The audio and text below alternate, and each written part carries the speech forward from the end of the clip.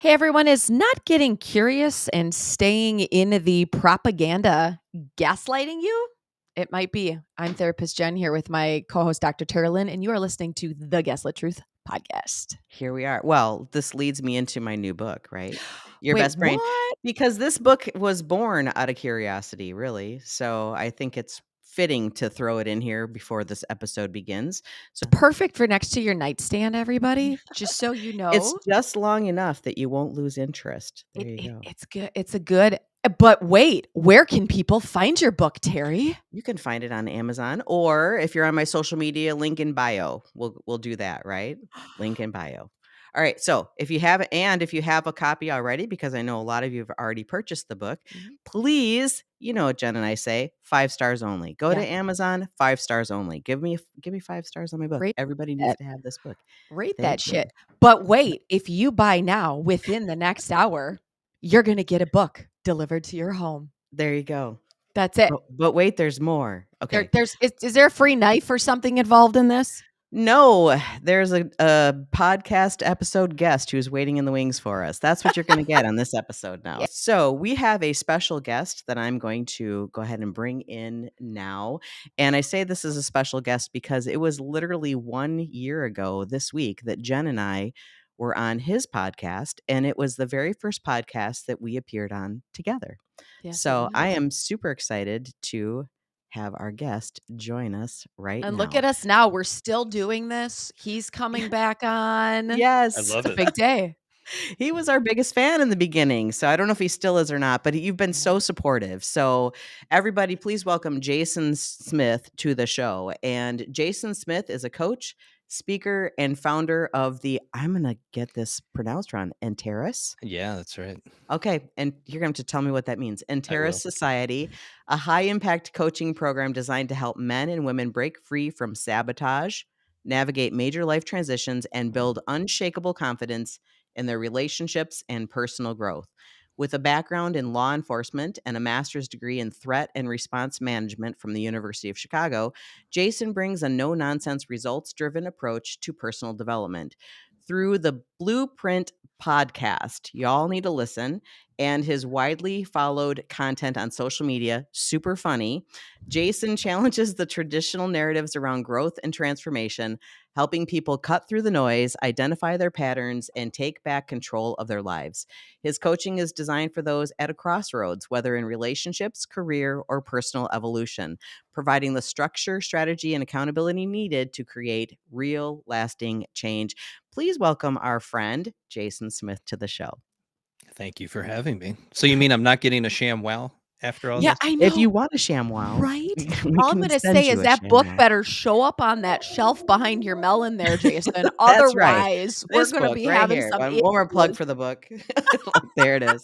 There's the I book. I gotta say the coolest thing though is so for everybody who follows Jason or maybe doesn't follow Jason, okay, Mr. Jaybird Fit does not get interviewed very often.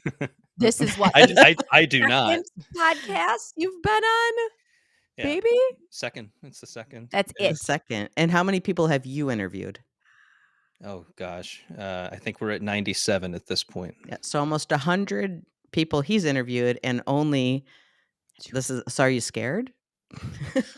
Well, so there's a little bit of that, right? A lot of people that I interview are often therapists and people that push back against the system, and I think that's why we all get along so well, because especially with your book, Your Best Brain, reclaim your mental health. I think that's a huge piece of the puzzle that's missing for a lot of people, because we tend to like offload onto the therapy world or the DSM-5 and say, this is my world, this is my life, this is who I am, and this is how it is, and we pack ourselves up in this nice little box, and then we never let ourselves out, so we never really become who we're capable of becoming, and that leaves you in this mental prison for your entire life, feeling frustrated with the life that you're actually living. And so it's a lot more complicated than all of that, but I think that's why we get along so well. And um it's been interesting being able to connect with all these different people who are disruptors in the area of mental health, because it gives people hope. And if you dive into my comment section, you'll see the hope that's in there, and that you're shifting my perspective. You're changing the way that I'm thinking. I'm seeing myself just a little bit different. Well, because in the sea of social media BS that's out there, there's a lot of keeping people right where they are, in my Yeah. opinion. Like the doom and gloom of your mental health, the doom and gloom of your relationships is present in social media. So it is really hard to get your voice heard at all, right? So that is a difficult thing to do. Jen and I, I wouldn't say struggle with that, but it feels like this tiny little voice over here going, "Hey, Oh, everybody, you listen to can me." do it if you're willing to pay for promotion. Oh, sure. I Sure. know I know a lot of people that are doing it. That's another interesting piece about the social media aspect of this, where, you can call it cheating, you can call it whatever you want. If you have the money to pay to promote, then, people gain access to your material because it gets pushed out more. And it would be nice if some of the smaller voices that are just starting out that have a really impactful message to get out there, like the Gaslit Truth, if that got pushed out, even more every once in a while, just so people could get exposed to it. So we're Mhm. talking syndication, sponsorships, Oprah, please, everybody. Who's Yeah. bigger than Oprah, right? That's the whole point of doing this, is that, we network with each other and we make each other better. And in the process, we share our stories with one another, and people will latch on to that. Eventually, they'll get sick and tired of the stuff that's being pumped out, and then they'll start searching for this type of stuff. And I think they're doing that now. Yeah. I do Yeah. think that the time is right. Yeah. And I think timing is everything. My message has been the same for, a decade, but I don't know that a decade ago people were willing to hear it. Yeah. So I think, when Jen and I started this podcast, it was really good timing. Things in the world were changing. Well, I think, the pandemic had just happened. So there was a whole group of people that were still pretty upset, and wanting to change the narrative. So I think that did help people think differently, one way or the other. Right. So I think that change of time 5 years ago, was a precipitating factor of minds opening up just a little bit, and they got mad. People were very mad, and I think sometimes in order to get curious, you have to have a big emotion first, like a Yeah. big, like, revelation Yeah. first, Sometimes and you Yeah. do. then yeah, you get mad, and then you get curious, right? Yeah. I Or you call just stay mad. I call that hitting your pain threshold plus Mhm. one more step. Plus one.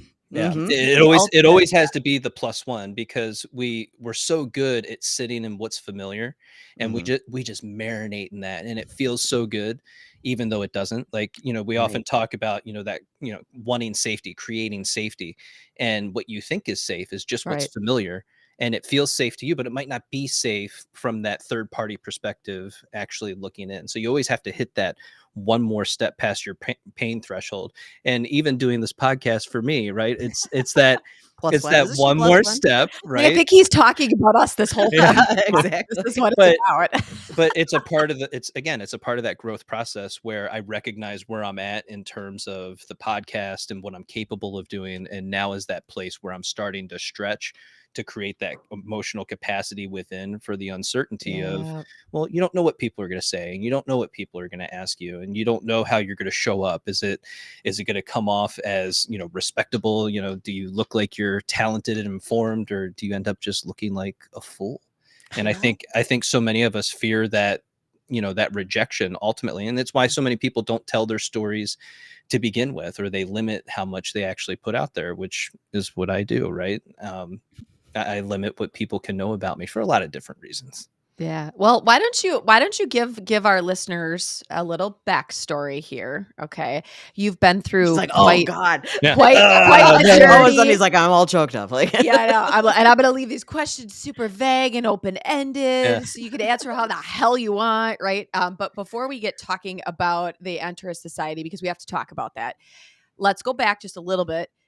You have quite the health journey that is happening in your life, Yeah. and why don't you go back a little bit and just explain what that is for you? Because in the spirit of what our discussion is today is about getting curious and not staying in all of the BS propaganda or just what information is given to you at face value.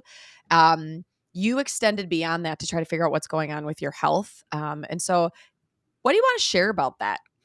Well, we'll start with this, that, everybody says after 40, oh, it's just downhill. And we've kind of accepted that statement as fact for many of us. The thing is, we have more information and access to information than we've ever had in our lifetime. So you can take and cherry pick and use that information however you see fit to benefit you. So this old idea that once you hit 40, it has to be all downhill, I don't believe in that. I think you can dive in and mitigate and almost prevent a lot of things from happening, or at least I used to believe that up until a certain point. So a few years ago, I ended up getting injured and had a neck injury, shoulder injury. Shoulder surgery went great, healed beautifully. Neck injury did not. And in that process, we're trying to figure out what's happening. Why do I have all these trigger points in my back? Why are things not operating the way they should? Why am I getting all of these headaches?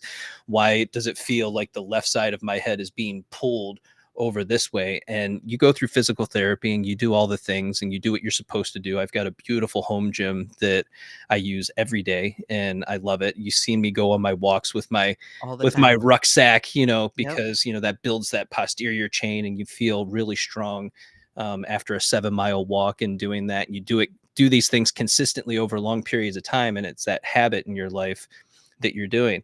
And as we look back at, this is my ADHD brain, right? We're going to jump around, guys. So then we go back to 2019 when things really changed for everybody. And when I was at the department, everybody got sick in November and didn't know what it was, didn't know what was going on.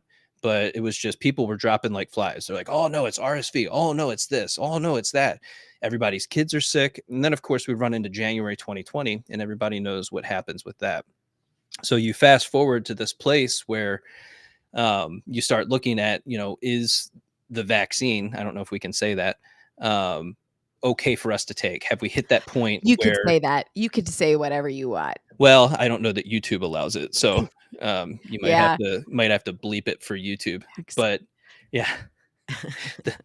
No, I went, Do we have because let's do a it just symbol. said, Is there as soon as he was saying it, it goes like, he goes, I don't know if we can say it. And then our connection was all sketchy. And I'm like, apparently not. Apparently we can't say that. They're watching. They're Let's just do a listening. big V. Yes. What's the V? Yeah. Anyway. Not that V, Jason. Not Not that that V. Yeah. The shot. Yeah, We'll call it the shot. and at the time I was in the midst of my master's degree, which was basically a homeland security degree. So threat and response management, all things natural disaster and man-made disaster. And so we're directly That's linked. interesting. Yeah, we're directly linked with FEMA. It runs the gambit of cybersecurity all the way to trauma in disaster and what that looks like and how to navigate it from an incident command standpoint. And so you're bought into this process, and you still have this belief from, pre 2020 that, the government is on your side. They're looking out for you. They take care of you. They keep us safe. And, as the time began to go on, you started to realize some of these other patterns that were in there. And so, I ended up taking the jab because of what other family members were going through, plus the type of job that I had being out in the community at all different levels, dealing with,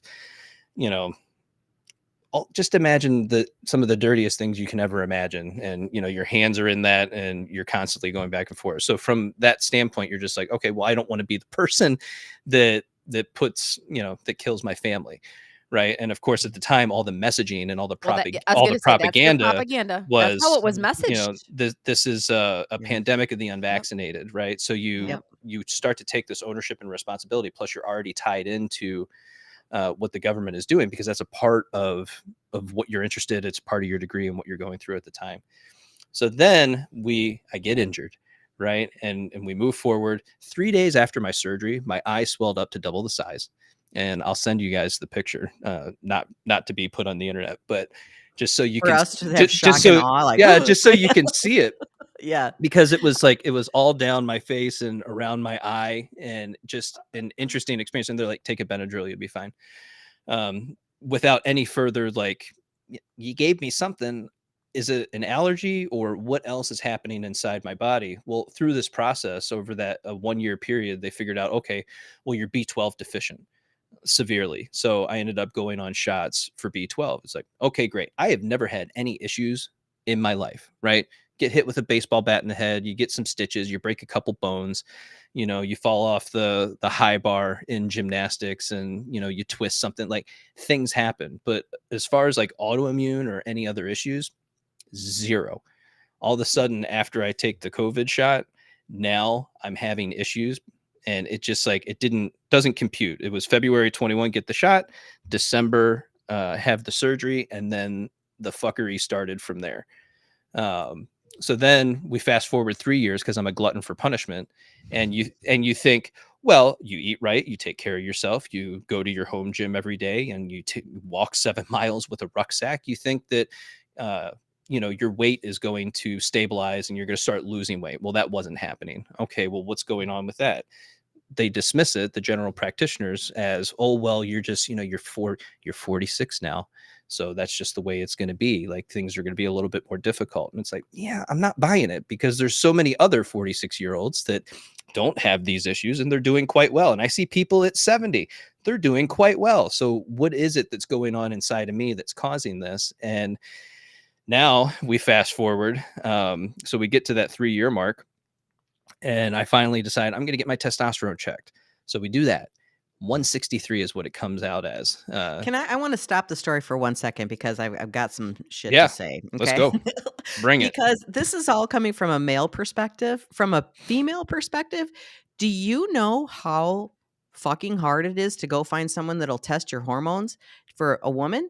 Like, you're like, so I went in and got my testosterone checked. I'm like, as a woman, the pushback, weirdly, that I have Yeah. gotten to get my hormones checked, like, I think it might be hormonal. Well, you're in your 50s, me, and it probably is, but just deal, or the idea of losing weight, as a Mhm. woman. I have never heard, well, it's because you're in your, menopause, or in your 40s, or whatever it is.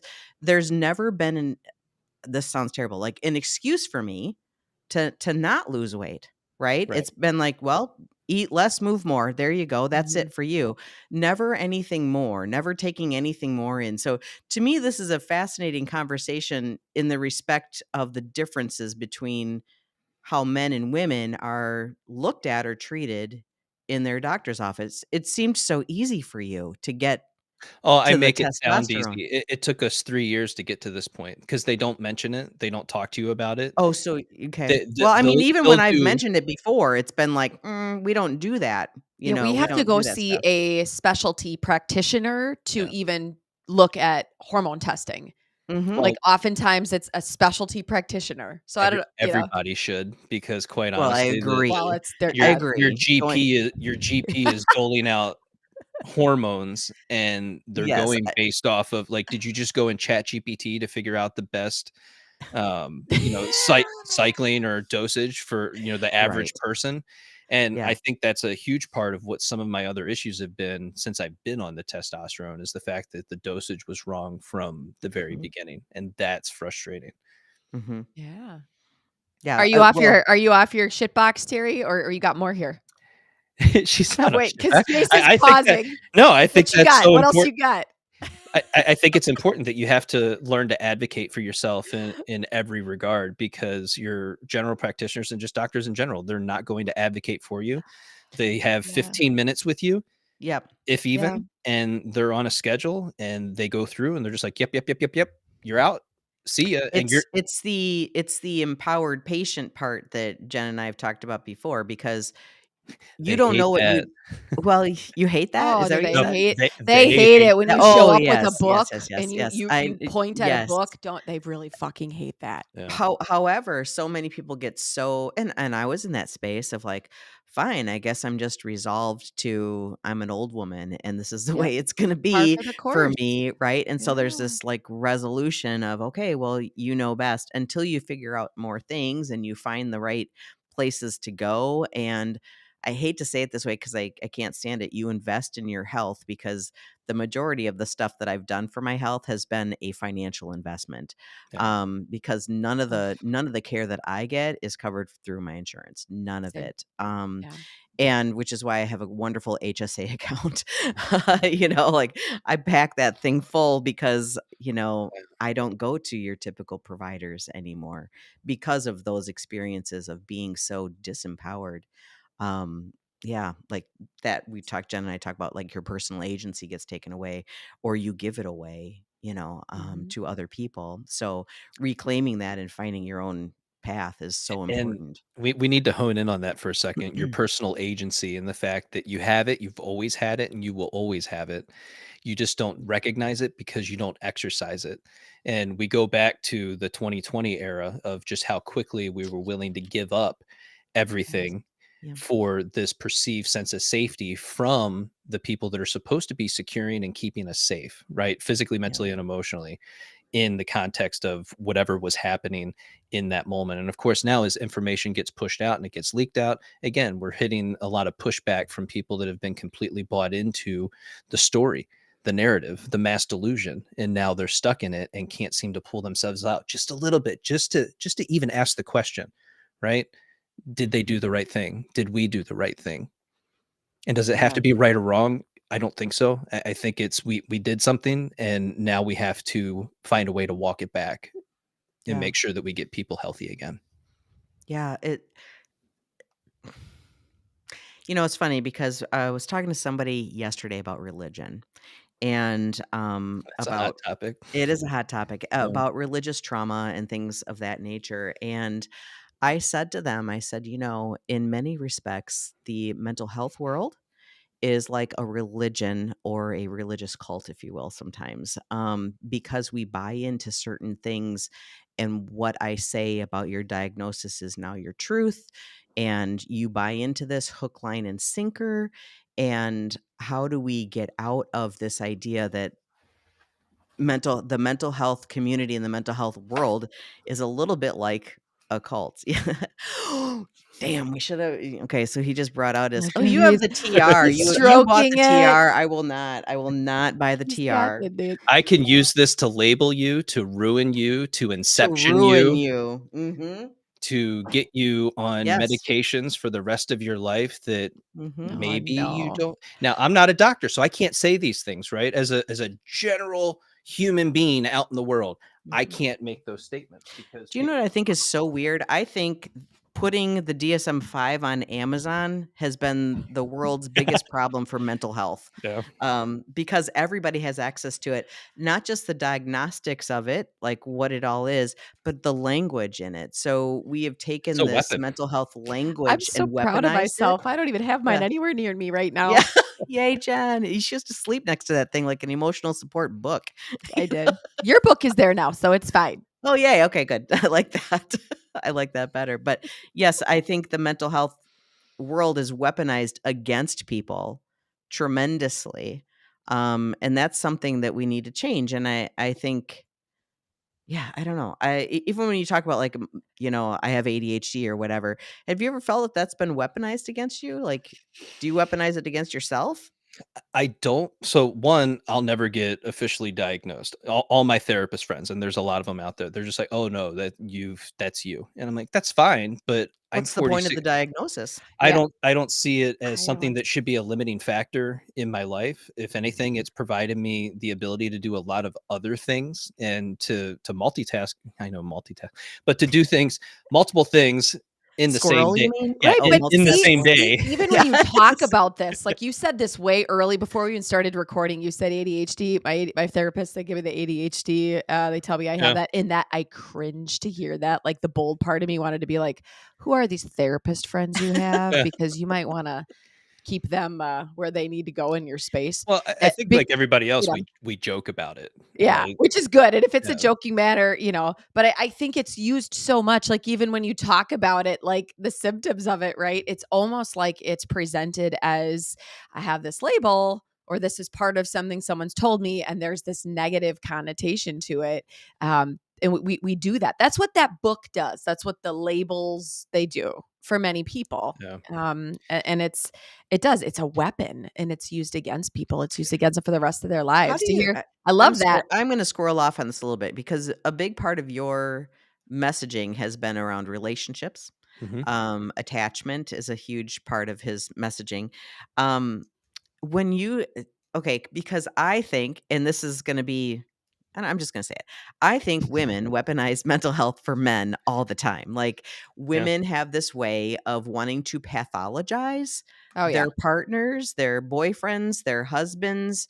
Um, how do you, when you work with that, like, because I feel like it's a slippery slope. Like, the moment you start reading self-help books and you're thinking about your husband or your boyfriend, and you're diagnosing them secretly Mhm. or Right. calling them a narcissist or Yeah, he's whatever, antisocial, he's a narcissist. antisocial Yep, narcissist, yep, or ADHD even, because yeah, that's a huge one. yeah. We've got problems in those relationships. So I'm wondering if you see that in your practice with relationships, or because before I thought you worked mostly with men, but I was reading that you would do women as well. But I think it started off with men, didn't it? No, Maybe not. so I it could be wrong. it just started off with whoever was interested in the Anyone. content, and Yes. so Mhm. which was at the time 85% women, and now that Interesting. has moved closer to that 50-50 mark in terms of my demographic, which is awesome. I mean, that's what you want, right? Yes. You want Hmm. people to Nice be split. taking in the mess. Yeah. Yep. And so for me, when I hear those types of statements being made when we're doing our one-on-one coaching, I immediately go to story. What is your story? And so we can author your individual story, which I think is great. And it's extremely helpful. How were your earliest relationships with caregivers and parents and friends, and the development and cultivating relationships with other people? What did that look like? How did you feel? And we start naming all these different things that you felt in these earliest relationships. And then that becomes kind of the framework of how you developed into this relationship that you're currently in.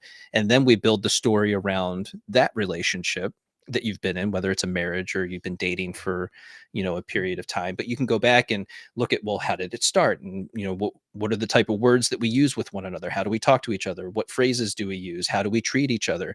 Do I feel seen, heard, loved, and understood? And it's like, so then we start unraveling all those little things and create the story around that. And then we get to the place of, now can you see that they're a human being? That it's called sonder, right? Where everybody has their own difficult way of viewing the world. Everybody is equally as complicated, and you're just a piece of their story. You might be a larger piece or a smaller piece, or just somebody that passes by in the story itself, but you have to see everybody as their own individual person with their own goals, hopes, dreams, and desires. And if you can kind of break away from that solipsism and begin to look at your partner as that sovereign individual, Mhm. then you see them completely differently, but you also Mhm. see yourself differently in how you place yourself in the world and around other people. And Okay, so that was a lot, I know. that no, no, no, because I've told you this before too. I come from a family of law enforcement. Jen and I both worked in the prison systems. My father was a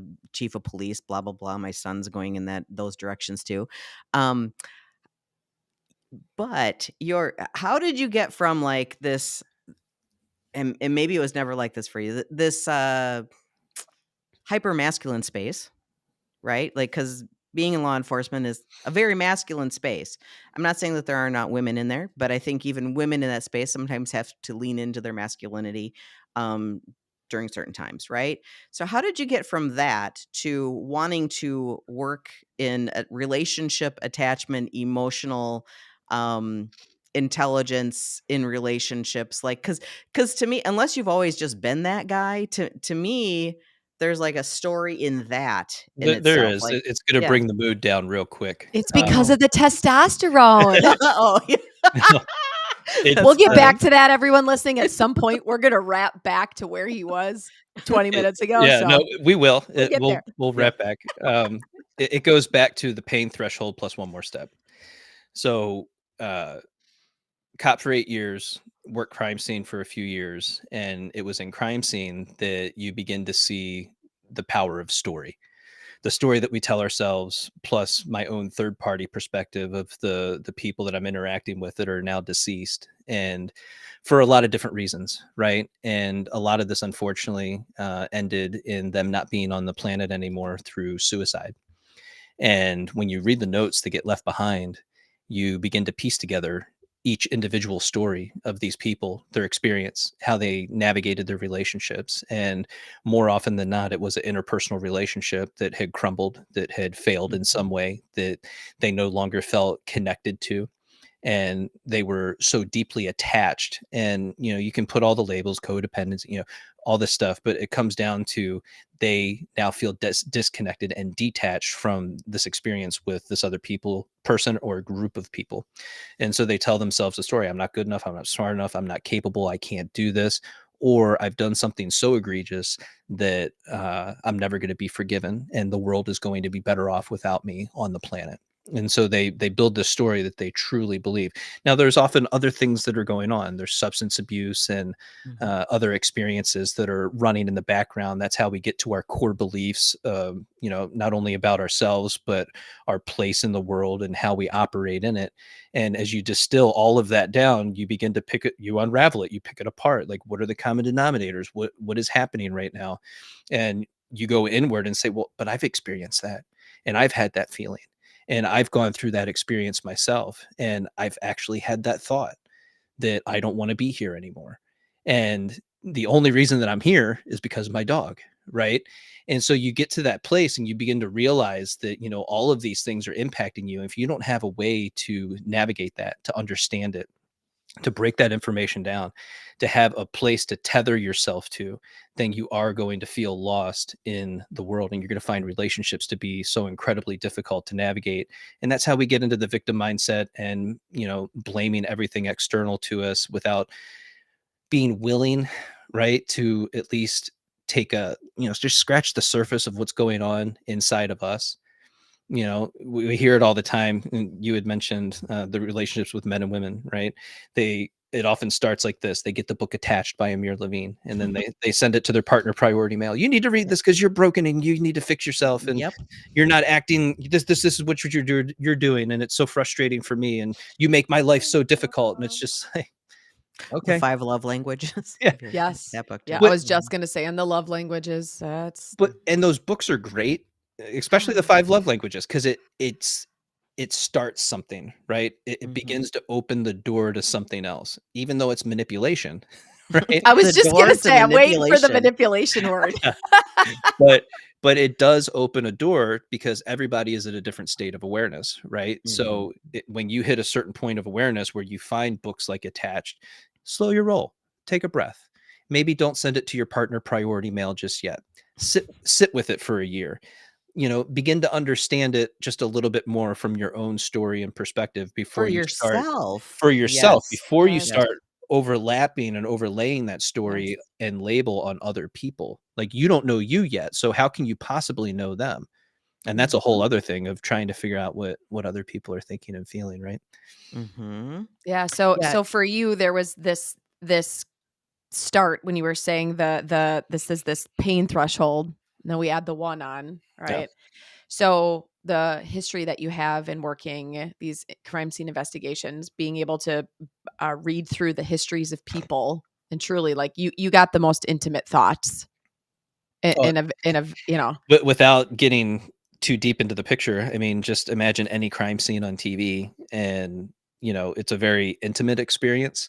Mhm, And you take all of that information with you, and you're seeing it through a lens. You're seeing it with your mhm, eyes, but then you're also seeing it through the camera lens because you're documenting everything at the same time. mhm. And then you file that away. It goes in a little Rolodex in the back of your head, and you store it and ignore it. And Yes. that's just how you get through it. And then people, sometimes you'll laugh about certain things, and you see that, and people are like, how can you do that? That's so callous. And it's like, well, no, it's actually trauma Mhm. response. It Yeah, is. Right. right. Yeah. No, And no, no, no. My comedy is pure trauma. That's yeah, what it is. and Yes. It's true. yes, it's a little dark, and no, it's not for you, right? But the Right. people that have been in those experiences, and they understand it and they navigate it, that is a common response to very serious situations. Mhm. I'm just you're talking, I'm just reflecting back to my time in the state, and we would read files.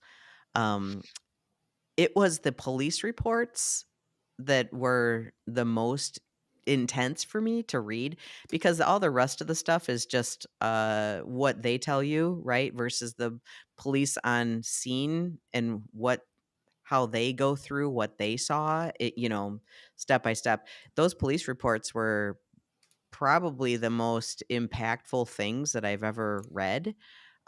Because you can read a lot of heinous crimes, like, Yeah. you read what it is, but until you read the police report, what actually happened or what was happening as they were recounting it, it always made me think about the person writing the report. Like, you were involved in this chaos, this all these moments, these very personal moments for people, and you had to document it and just move on. Yeah.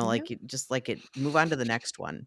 Yeah, and this is the part that's weird for people, right? It's like, so you were just at a crime scene. Well, it's Yeah, lunchtime. It's 6:18. That's when I yeah, go to lunch, It's time to, and yep. grab yeah. your lunch, go to lunch. And normal people are like, how can you possibly do that? It's like, it's lunchtime. What do you mean? Yeah. Right. File it away. Move on Yeah, to the you next one. file it away, you move on, Mhm. and then Oh or gosh, it's all the video footage I'd watch during the lunch hour while eating. Like, yeah. oh, Mhm. it's Or you're at a oh. crime scene, Mm. and you're there for an hour and a half, 2 hours or more, and then you immediately right after you clear, you get dispatched to, Mhm. a domestic dispute, Mhm. or, something, but not something like, uh, alcoholic at the bar. You gotta fight, you gotta get rid of the people at the bar. It's like, okay, great. Mhm. And you haven't even taken the time yet to really process or take in the past 2 hours, and then you're just shifting into this next experience. Yep. Yeah, Mhm. psychologically you haven't, and physiologically your body hasn't either. Nope, and it never Nope. does, because you're working, some were 8-hour shifts, but then a lot of times you work 10, 12, or 16 hours depending on the amount Mhm. of overtime that's available, and people just continuously do that over and over again, and it's like, well, then you have court, and then you have family stuff, and then there's real life, and there's never a time where you actually sit back and go Mhm. Mhm. and just let it go, right? To not have it be stored in your nervous system for the rest of your life. And of course, it turns out, how does it turn up, right? You're going to see people that are overweight. You're going to see them very stressed out. There's going to be substance abuse issues. And I don't think we talk enough about any of those things. We like to make fun of it. Oh, look at that fat cop. Yeah, that's called trauma, folks. That's what that looks like. That's Yeah. what it is. Decades of trauma. And it is decades, because it didn't start out that way. Right? Right. But you find comfort wherever you can get it, and of course, again, we don't have the conversations about the deeper stuff because it's uncomfortable. Just don't Mhm. wanna do it. So you found a way to shift out a little of that masculine world, as Terry was saying, and now you're in this other world talking with people about the other half of it, the other side of it. What's in those letters? What's in those relationships? Taking deeper looks at yourself versus finishing a task, turning off, starting another task. Right? Right. You're on the flip side of it now. Yeah, so what's interesting about that is I've talked to other people, that are no longer doing the job, and they still have the same dreams over and over again. That's ongoing, and so that was kinda You're reaffirming not in talking about itself. hopes and dreams. You're talking about trauma No, dreams, yeah, I'm right? talking about Okay. trauma Just dreams. being clear. They still have the hopes and dreams. Like, no, they Yeah, don't. and Trauma dreams. it's just interesting how this stuff Uh, pops up, or you're going through town and you pass a spot, and you didn't ask for it. You're not thinking about it, but it's just like your brain gives it back to you, and you're just like, oh yeah, I remember that. mhm, Thanks, brain. Didn't need to remember that, but Yeah, no, thank cool. you. Yeah. mhm. Mhm. What was really fucked up? This just makes me think about time in the prison. And I don't know, Jen, if you remember this or not, but there was a time where, because this is where I learned how to do trauma treatment, was working in the prison systems.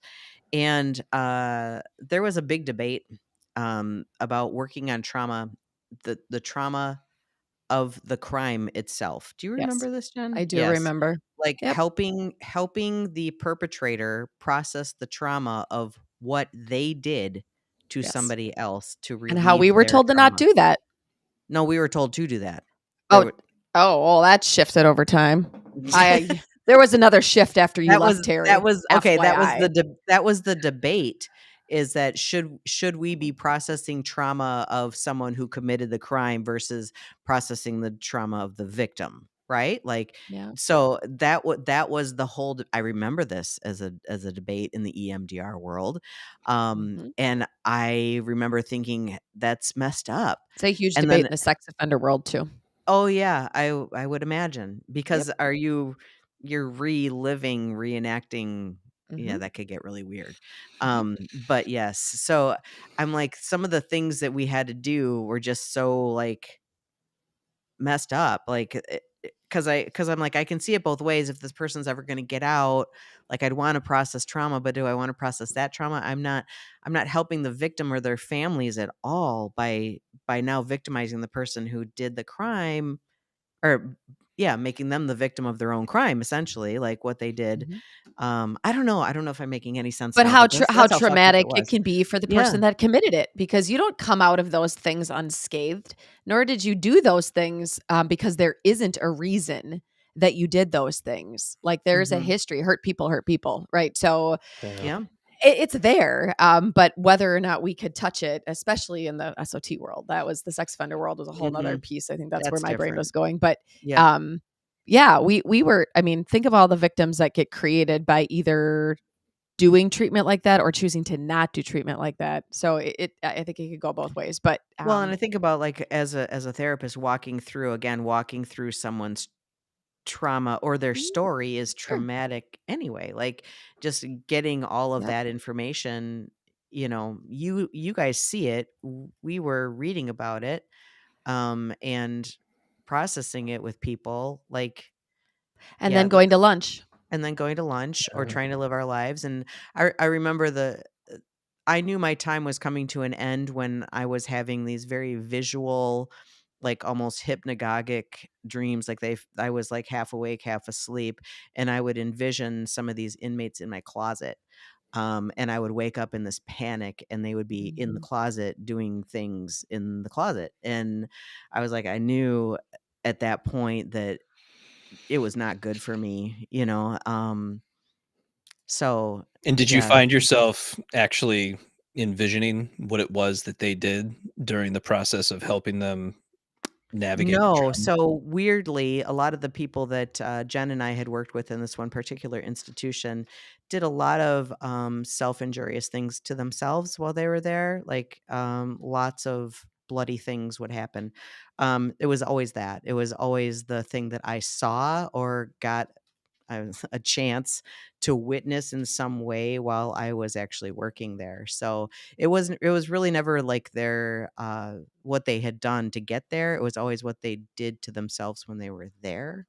Mhm. Yeah, so that was the yeah, as we're rolling through, I'm like, "Oh god, this feels like regurgitation of trauma to me." But anyway, but yeah, that was like that was a big turning point for me, because I was losing sleep, Yeah. and waking up in a panic, and, those types of things.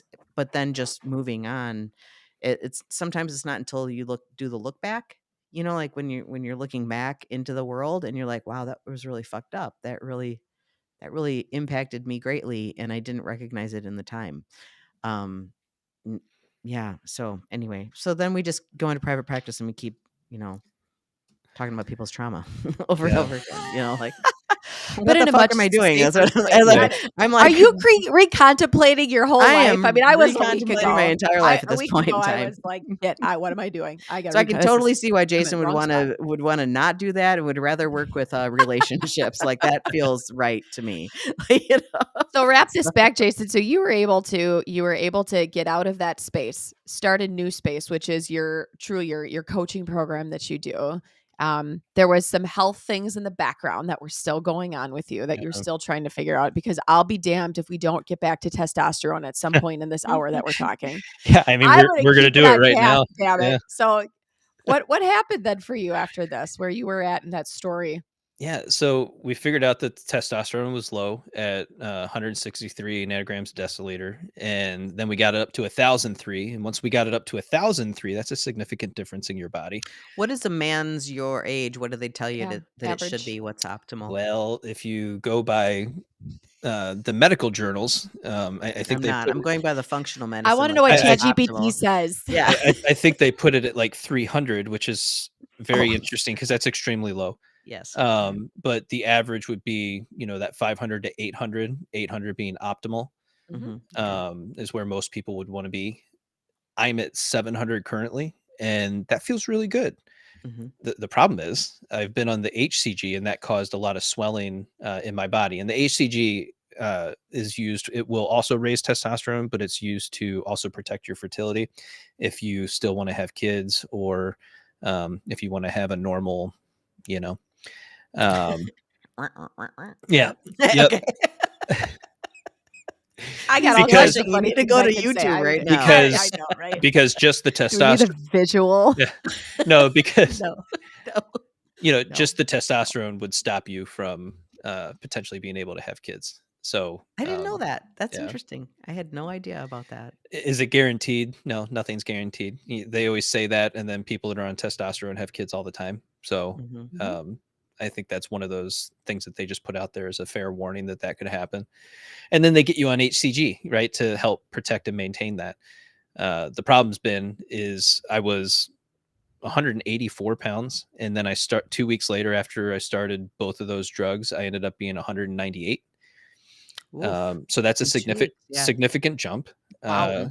And a lot of water weight, and of course that gets carried in my shoulders and my traps. It was in my neck, and then got bloated because of that as well.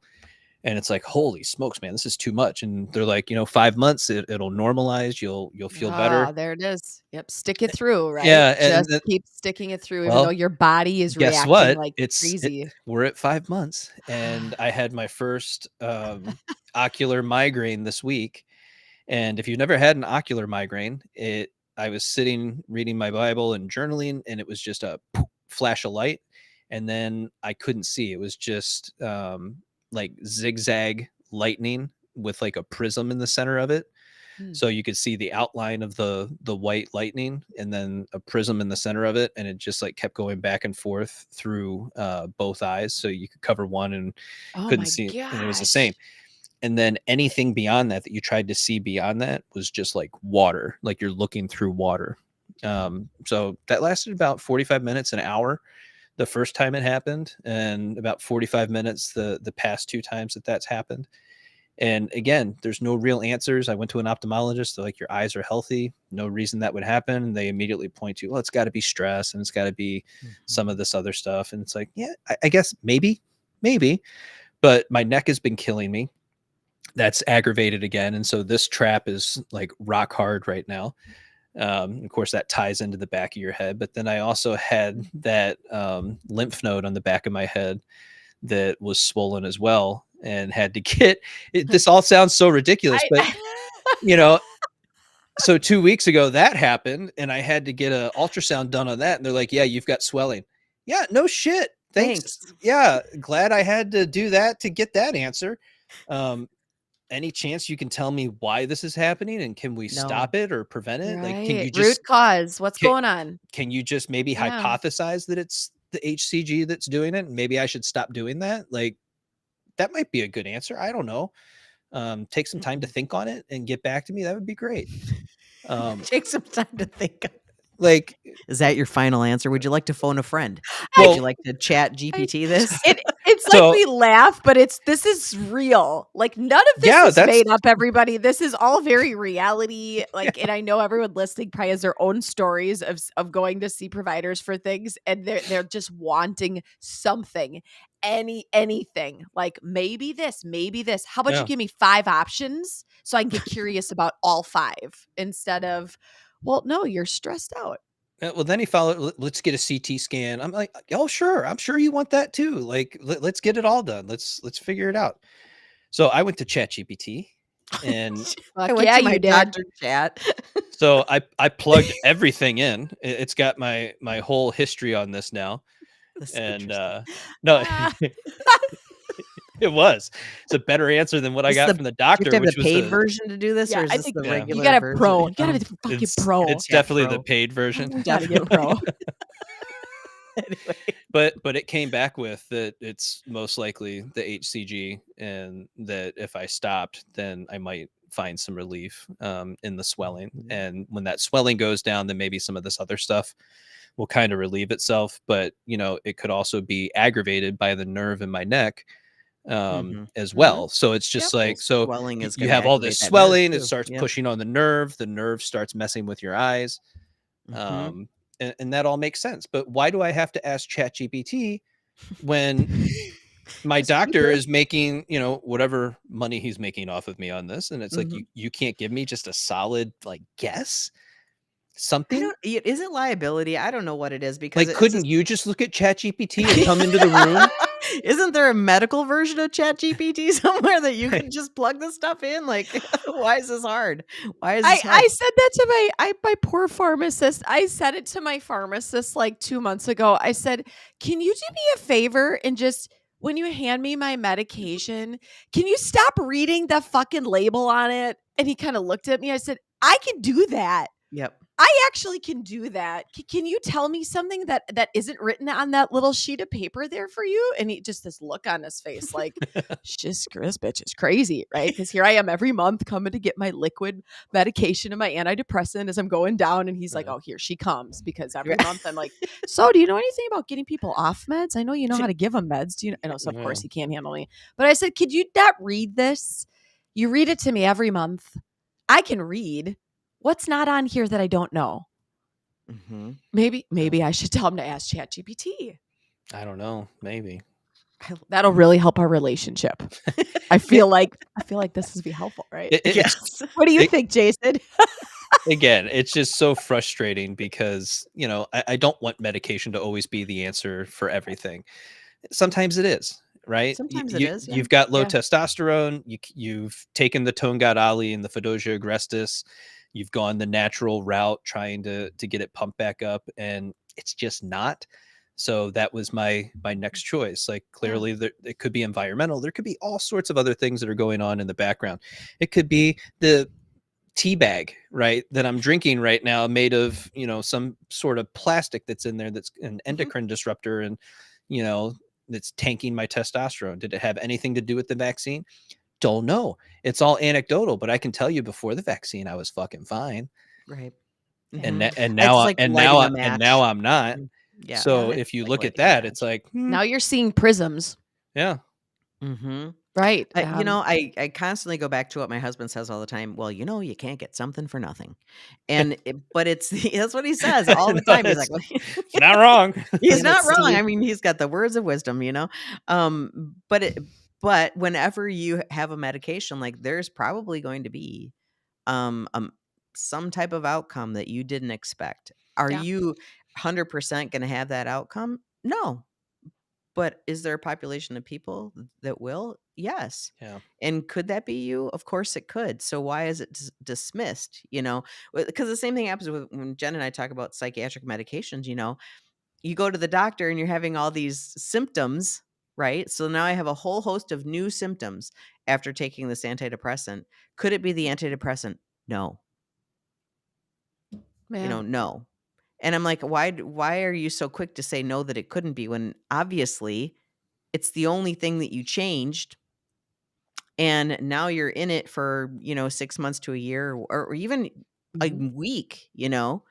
Um, but the common knowledge about that is just like you, give it some time and your body will figure out how to get to homeostasis, right? Even though it's Right. telling you, I don't want it, I don't want it, I don't want it. I'm gonna make you swell up. it'll I'm get gonna, there. yeah, Yeah, but you're dizzy, you can't sleep, yeah, whatever. Give it time and your body will find homeostasis on this thing. Or we could say, "Oh, it seems like my body doesn't want this thing. Seems like the dosing is wrong. Seems like something about this isn't right." Yeah. But we give all of that up when our provider says, "No, it's not this. Give it time," or whatever. We suddenly like step away from our body, the wisdom that it has. We step away from it all and be like, "Oh, he said it's not, so it's not." yeah. And I'm like, but yet it probably is. I think we are the best um best doctors for ourselves in many respects. Like we know, everybody that's listening, you know your body better than anybody else. You just have to pay attention. You just have to tune in a little bit. When we Mhm. were talking before about trauma, none of us were tuning into trauma. People that we worked with weren't tuning into, because you couldn't.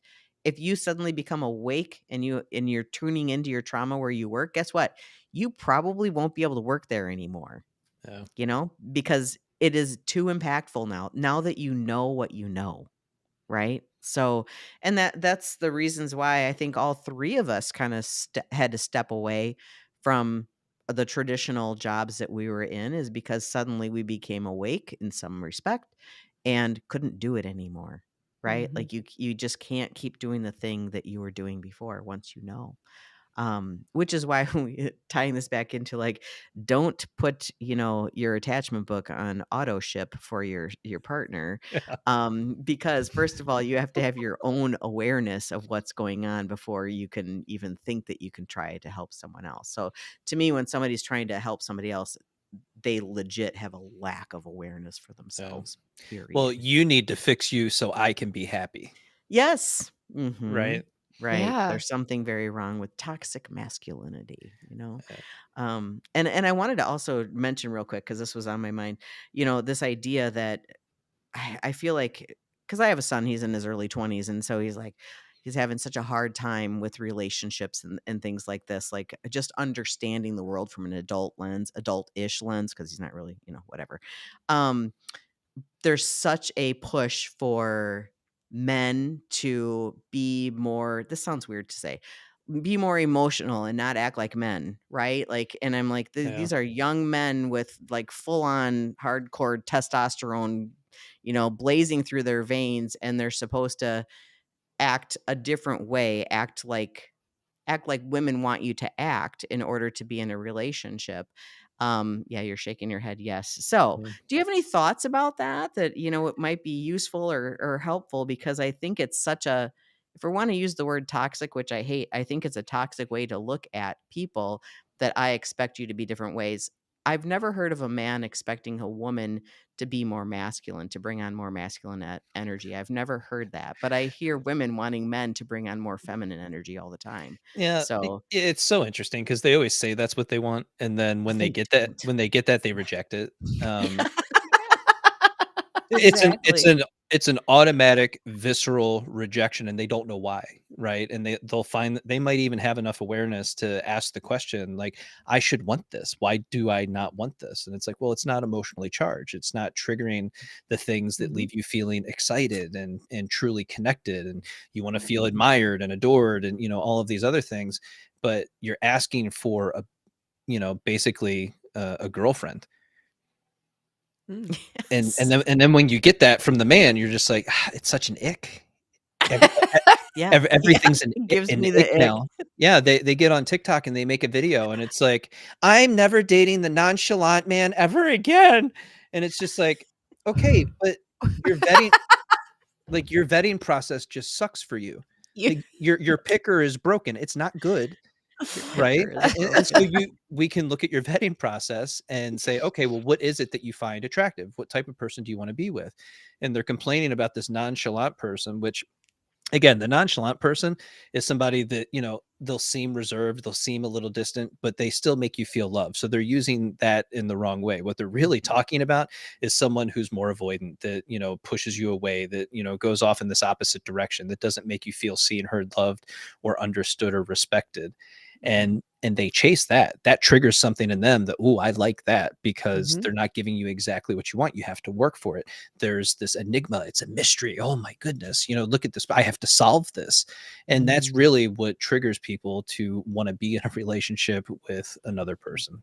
Mhm. Oh, the good dopamine that's going during this Yes. time, and as soon as I tank, I find it again, like, oh, there's That's all right. this great stuff, but we That's can't And get into right. that and because then for all the men that are out there, if you haven't come across Richard Reeve's stuff just yet, I would suggest reading that book of Boys and Men. He's been all over social media and on all the different podcasts, but it just gives you a different perspective where initially, he was more of a feminist, and then his wife, told him, I don't want you to be a feminist anymore. Um, Good for her. Well, and it comes down to, I need you to be more of you. Yeah. Whatever more of you looks like. Yeah. And that's Yeah. really the message that I put out there, because you mentioned toxic masculinity. It's just masculinity, folks. Yep. And whatever that is for you, some men are going to be a little more effeminate, some men are going to be more, emotionally charged and physical, and that's just who they are as a person. Now, at the end of the day, do they treat you with respect? Do they love you? Are they kind? Are they humble? There's all these other Mhm. things that we should be